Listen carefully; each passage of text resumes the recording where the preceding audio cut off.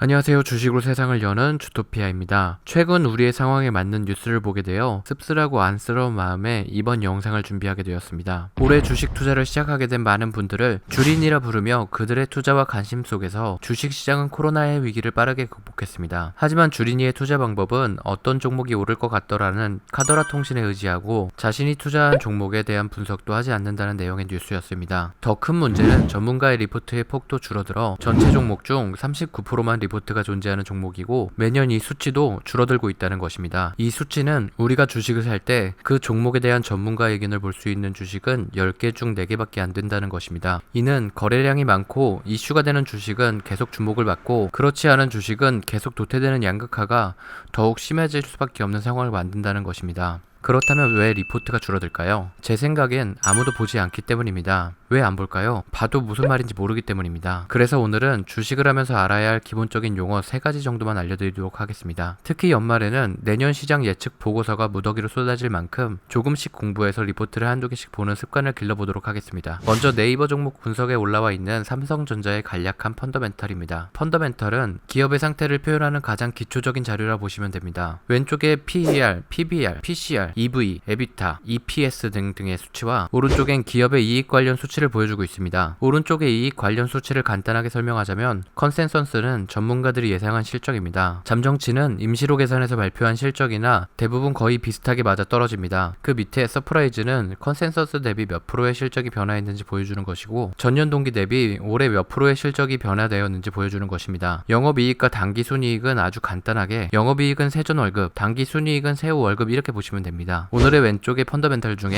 PER, PBR, PCR 이렇게 3가지 용어를 간단하게 설명드리도록 하겠습니다. 먼저 PER입니다. PER은 특정 회사의 주식 가격을 주당 순이익으로 나눈 값입니다. 계산이 복잡하고 머리 아플 수 있습니다. 우리는 이걸 계산할 필요 없이 이 값이 어떤 걸 말해주는지 파악하면 됩니다. 보통 PER은 낮을수록 저평가된 회사이고 좋은 회사다라는 편견이 있는데 PER은 한 회사의 값으로는 큰 의미가 없습니다. 동종 업계의 PER 수준과 비교하여 낮을 때 의미가 있습니다. 그림에서 삼성전자와 SK하이닉스의 PER을 보시기 바랍니다. 삼성은 약 20배, 하이닉스는 32배입니다. 두 회사의 다른 부분을 다 무시하고 PER만 봤을 때 하이닉스의 당시 주가가 삼성전자보다 고평가되어 있다는 뜻입니다. 2020년을 보면 둘 다 비슷한 PER을 보여주고 있습니다. 반도체 업종에서 두 회사가 차지하는 비중이 워낙 크기 때문에 두 회사의 PER 값이 업계 PER이라고 볼 수 있습니다. 그렇기에 삼성전자와 카카오의 PER을 비교하는 것은 큰 의미가 없습니다. 카카오의 PER은 4배 이상 높으니 고평가되어 있다고 판단하면 잘못된 분석입니다. 카카오는 네이버와 같이 동일한 업종의 기업과 PER을 비교하고 판단하셔야 합니다. 이번엔 뉴스를 보며 이해해 보도록 하겠습니다. 삼성전자의 라이벌 TSMC입니다. 대만 기업이지만 같은 업종이기에 PER을 적용할 수 있습니다. 삼성전자의 실적이 더 좋은데 주가는 낮고 시가총액에서 10배 가까이 차이 나는 모습을 PER에서 13과 23으로 나타내 주었고 그 결과 삼성전자는 매우 저평가되어 있어 앞으로 주가가 오를 것이라는 기사입니다. 이렇게 PER은 그 회사의 현재 가치를 평가하는 기준이 되기도 하지만 한편으로 PER을 맹신해 투자하다가 가치 함정에 빠지기도 합니다. PER이 동종업계 대비 낮아서 투자했지만 계속 그대로 머물러 버리는 경우도 많습니다. 그래서 최근에는 PER에 대한 의견이 많이 갈리고 있기도 합니다. PBR, 주가 순 자산 비율입니다. PBR은 주가를 주당 순 자산으로 나눈 것입니다. PBR 역시 이 값이 의미하는 것을 알면 됩니다. 일단 기업이 주식을 발행하는 건 그만큼 빚을 지는 것이라는 걸 이해해야 합니다. 그럼 회사의 빚이 많은지 자산이 많은지를 보는 게 PBR입니다. PBR이 1이면 자산의 빚을 퉁치는 것입니다. 0.5라면 부채를 다 갚고도 자산이 반이 남는다는 것이고 2면 부채가 자산의 2배라는 것을 의미합니다. 그림을 보시면 삼성전자의 PBR이 1.56으로 자산보다 부채가 많아 보입니다. KCC를 보시면 PBR이 0.29로 부채를 다 갚고도 자산이 남습니다. 네이버를 보시면 조금 이해하기 쉽습니다. PBR이 6.27로 부채가 많이 쌓인 회사처럼 보입니다. 하지만 PBR 역시 업종의 특성을 이해해야 합니다. 제조업, 지주회사, 금융업처럼 실물거래나 신용도가 중요한 업종은 PBR이 어느 정도 수준을 유지합니다. 하지만 네이버처럼 성장이 강한 IT, 바이오 주식들은 투자 비용도 크고 갖고 있는 실물 자산이 적기 때문에 PBR이 높을 수밖에 없습니다. 뉴스를 보면 저 PBR 고배당주를 주목하라고 합니다. 주식에서 큰 인기가 없는 주식들입니다.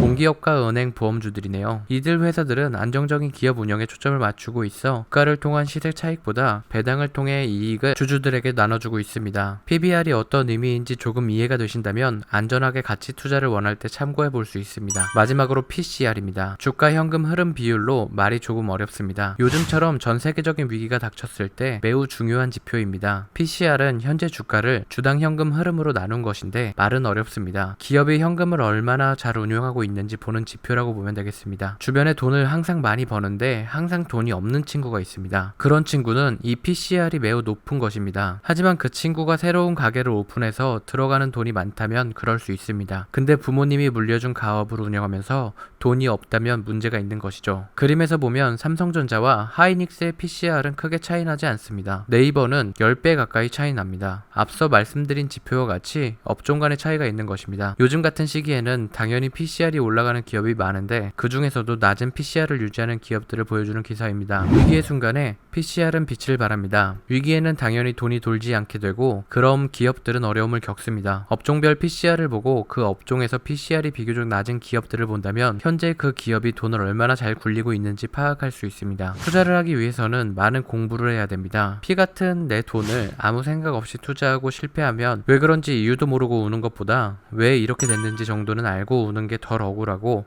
같은 실수를 반복하지 않을 수 있습니다. 투자 전에 알 수 없는 말들로 이루어진 리포트를 보다가 모르겠다 하고 던져버리지 않게 최소한의 이해는 할 수 있도록 앞으로 용어 관련 영상 몇 개를 만들어 보도록 하겠습니다. 오늘의 영상은 여기까지고 다음 시간에 더 좋은 내용의 영상으로 찾아오도록 하겠습니다.